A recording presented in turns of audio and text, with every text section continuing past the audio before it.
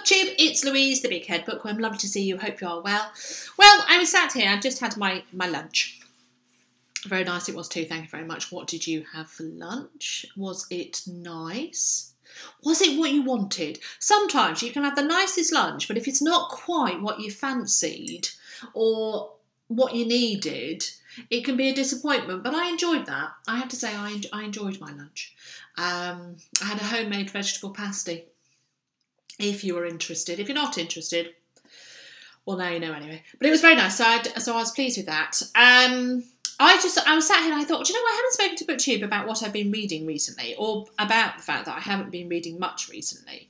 And it isn't because I'm slumpy or anything like that. It is just because sometimes I find if you have a couple of months where you read masses, which I did, July and August, I was one reading machine. You can get kind of, I was reading books too quickly, I think. I feel as though I've been a bit swamped with storylines and what have you. I came back from holiday and it's as though I've just turned off that tap, and instead of a torrent of reading, a torrent of books coming passing through me. Actually, I'm not sure where I'm going with this analogy, and I'm not sure it's a good one.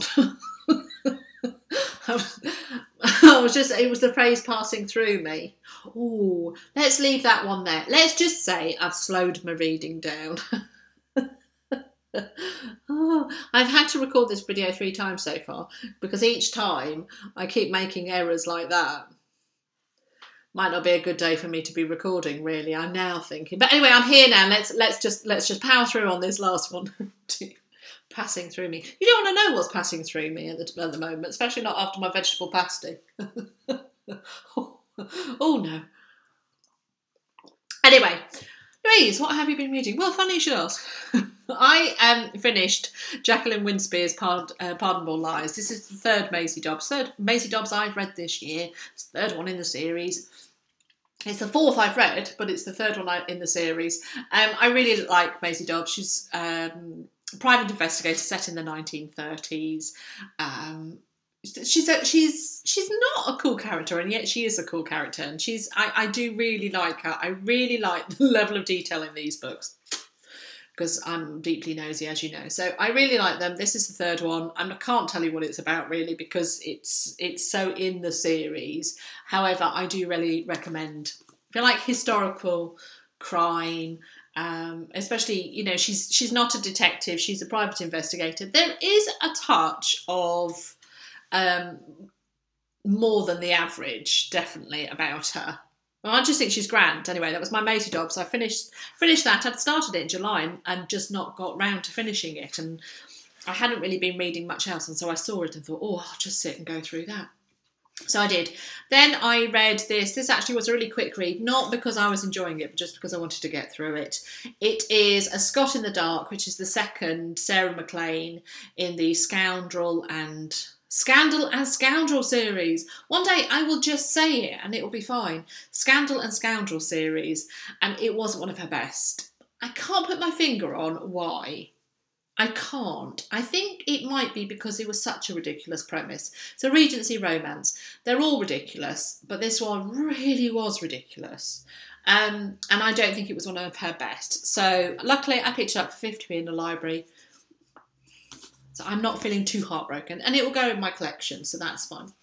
The book in the haul that I actually have read is A Study in Scarlet Women, which is the first in the Lady Sherlock series by Sherry Thomas. It makes me do that phrase. Let the idea of Lady Sherlock. Oh, I say, what is it about it? Why does it do that to me? But it really does. Apparently she's a hugely famous and well-known author, Sherry Thomas. I hadn't heard of her. Excuse me, I've dropped my tea too quickly. I hadn't heard of her, and I don't know anybody else that has read a Sherry Thomas. Have you read a Sherry Thomas? Tell me if you've read the Sherry Thomas.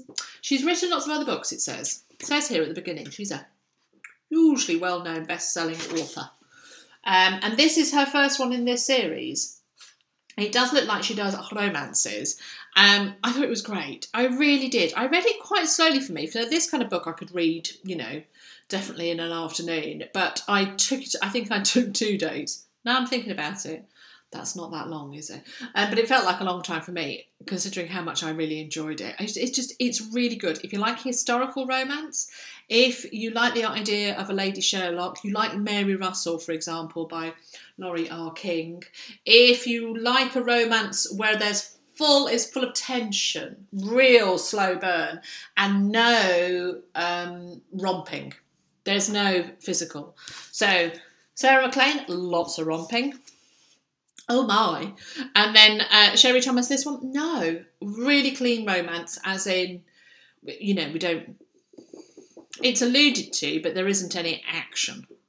But there's lots of tension. Oh, lots of tension. So if you like a romance with lots of tension, it was very satisfying in that regard. So I really enjoyed it. So much so, I've got the second one. So yes, I ordered in A Conspiracy in Belgravia, which is the second in the Lady Sherlock series by Sherry Thomas. And I think that cover is gorgeous. And it's a lovely floppy paperback. I got it from the Book Depository. And it came with this nice bookmark, which I gather you can colour in yourself. I'm looking forward to picking this up. I probably am going to try and not pick it up for a while. This would be one of those that I'd really want to pick up, but I'm actually going to try not to pick it up for a while because I want to read different books. I want to read books at a moment that are going to take me a while. I want to take time. We've got a beautiful day today, but the weather hasn't been great, and it's that kind of putting on jumpers and cold times and what have you. Also, this time last year was the time that my mum started becoming quite unwell. And I kind of feel like I'm living 2 years. I'm living this year and last year. Not in a bad way, but I'm just aware of what I was doing this time last year. And I'm aware of what was happening. And also now, of course, the implications of it all. But I am just aware. So my mum became poorly in September. We became aware of how poorly she was in September. And then she passed away in January. So I'm really kind of aware of that. And I think that's one of the reasons why I'm not sitting down reading as much. I'm kind of aware of that kind of duality in my life at the moment, and I'm just letting it happen, really. Funnily enough, a weird book to pick up, considering that's what I'm thinking about, is I picked up Good Morning by Elizabeth Mayer and Kathleen Moscatello. Let's go for that.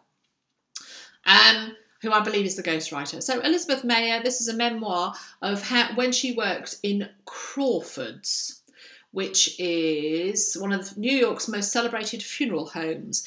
It's less... I got it because I thought it was going to be Smoke in Her Eyes by Caitlin Doherty. I thought it was going to be another one of those. And it does definitely have that flavour, but it is much more about the event planning. It can read a little bit like... who died in New York when this book was set, and she was a 24-year-old socialite and went to work in Crawford's because of the death of her father. And it was almost like this is very cathartic for her. And actually, I found it really cathartic reading it. It's a lot more. It says here, part Gossip Girl, part 6 Feet Under. And it is a lot lighter. There's less body fluids and that kind of stuff. And it's much more of a social commentary of the rich and famous and that kind of stuff. But it was good. It was good. It's a really engaging read, if you know what I mean. So you kind of, as long as you kind of go with the attitude of, oh, I'm looking forward to reading this, it will reward you. If you go with it like, tell me about the funeral industry, you will be less satisfied. So if you are interested in this, I suggest approaching the book with an attitude of, let's get together and I'm looking forward to a good old chinwag, and I think you'll enjoy it. So that was Good Morning by Elizabeth Mayer, and that's literally all I've read recently. I haven't read anything else, as you can see. I'm actually starting The Obelisk Gate by N.K. Jemisin, which is part 2 of the Broken World series. This was a new copy I bought, and obviously I have treated it badly because already it's been dented. Never mind. But yes, this is part 2. I really enjoyed 5th season. On reflection, perhaps I was more over enthusiastic than I would have been, because I was a little bit disappointed with something that happened at the end, one of the reveals. I was kind of like, oh no, don't let it be that, but it was that. But I'm looking forward to starting this one again, and this is going to be a slower paced book for me to read, and that is what I'm going to be focusing on at the moment, slower paced books.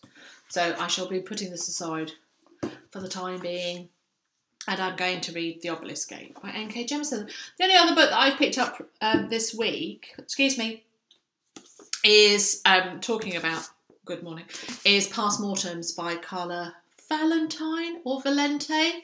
Could be either, couldn't it? This is like the UK Smoke Gets in Your Eyes, is what I think it is. It's life and death behind mortuary doors, and I do believe it is set in the UK, which is why I was interested in it. I had seen it on one or two people's channels.